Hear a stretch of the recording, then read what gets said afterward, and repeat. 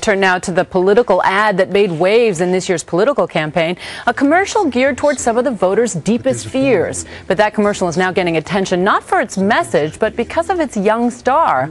As it turns out, 8-year-old Casey is all grown up and has a few political opinions of her own. Here's ABC's David Wright. It's 3 a.m. and your children are safe and asleep.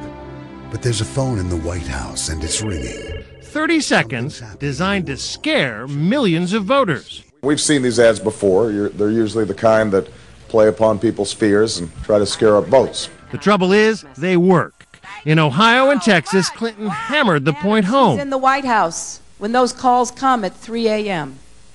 When those calls come at 3 a.m., it might be a national security crisis. When that phone rings at 3 a.m. in the White House. Her red phone ad was so effective, Obama was still responding this weekend in Wyoming. If a phone call comes at 3 in the morning, you know what I'm going to do? I'm going to answer it.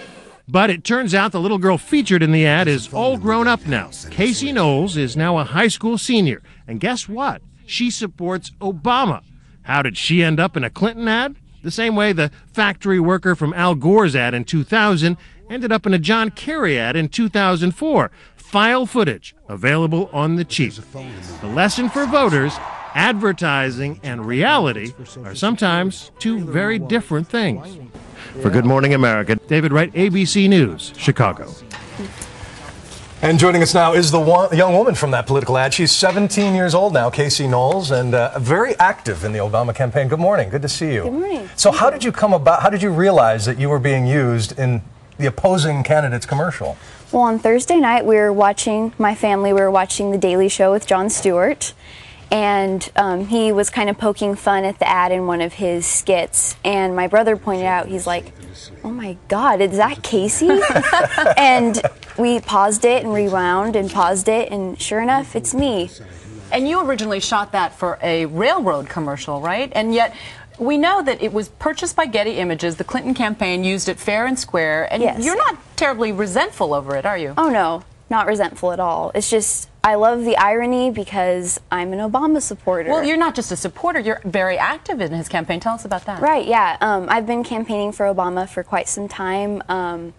I was a precinct captain for the caucus on February 9th when Washington State held its caucus. I'm actually a delegate for my precinct. I have potential to be a delegate to the National Convention if I play my cards right. So the dripping with irony, this whole thing. Now, have you been contacted by the Obama campaign? Actually, yes. Yeah, they have contacted me. In a previous interview, I kind of joked that me and Obama should make a counter ad against Hillary. You know, just, I was joking. But yeah, they actually contacted me and wanted to know if I would be willing to actually do that. Well, that's pretty funny, but this does speak volumes about the youth vote in this particular election, but also the fact that you would vote for Hillary if she got the nomination, you said. Yes, of course, yeah. You would? Yeah.